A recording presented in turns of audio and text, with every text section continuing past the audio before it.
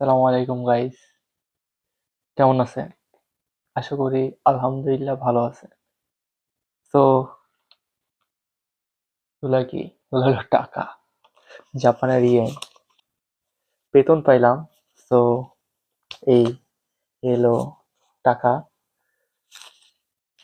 মানুষ বলে জাপানে টাকা অনেক, ইনকাম অনেক।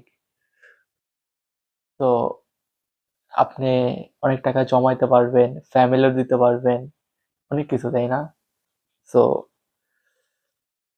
এই টাকাগুলা যে আজকে পাইলাম জব থেকে, স্যালারি আর কি। তো এতগুলা টাকা কালকে আমার কাছে 3 ভাগের 1 ভাগেরও অর্ধেকও থাকবে না। কি অবাক হলেন? যে এতগুলা, এই যে এতগুলা টাকা কি হবে, মানে এই টাকাগুলো কই গেল? 3 ভাগের 1 ভাগেরও অর্ধেকেরও কম থাকবে কিভাবে, তাই না?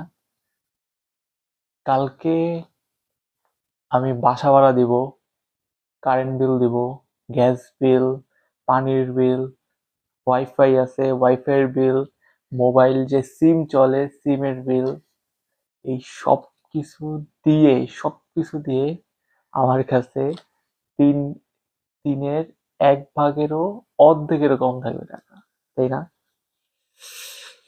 সো এতগুলা টাকা ইনকাম করলাম, আর থাকবে এইটুকু।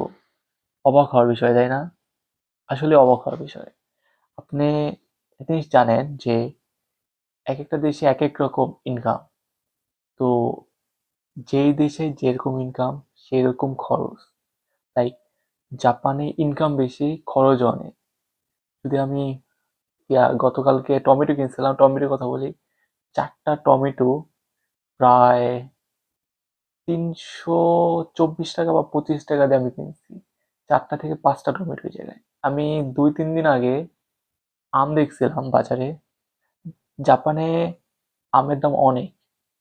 তো 2টা আম, জাস্ট 2টা আম, 2টা আমের দাম 1500 টাকা। 1500 টাকা 2টা আম। তো বুঝতে পারতেছেন, টাকা যেরকম ইনকাম সেরকম প্রচুর খরচ।